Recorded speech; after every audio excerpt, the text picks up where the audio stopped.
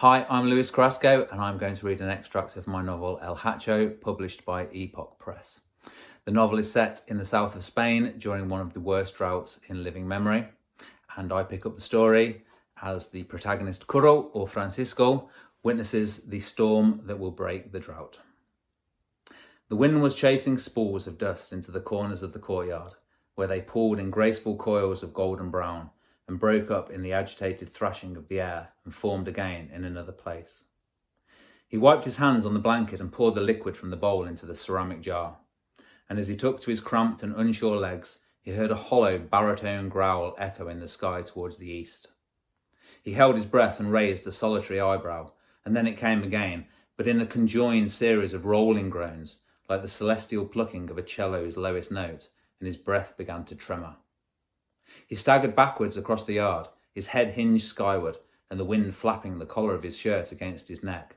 And as he came up from beneath the protection of the stable towards the kitchen garden, he saw the horizon beyond the eastern valley invaded by great shapeless towers of purple-black thunderheads streaked upon their hulls with sulphuric yellow light.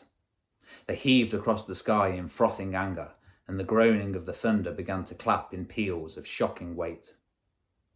To his left, a stand of dying sweet corn stalks rattled their brittle leaves into the tearing wind, and to his right he saw the squares of light flash in the windows of the houses of the Monte Haki village, and then extinguish as the shutters came across.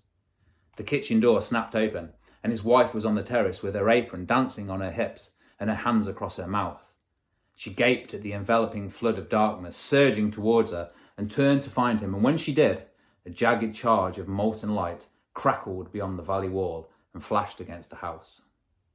She cupped her hands to shout to him above the wind and crashing thunder, but he was running through the grove and up amongst the boulders of the slope of Hacho's base, and then scrambling further, higher up onto the scree and sending fragments of it down in channels from his boots.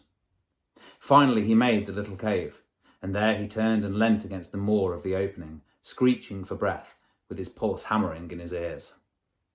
Now he had a higher view above the valley wall, and he watched the shifting leviathans of purple and anthracite twisting together and bellowing their rage, charged with erratic flares of incandescent white within the cloud, like grape shot issuing through the mist of some terrible military reckoning. Curro stood and sucked at his tongue to find some spit.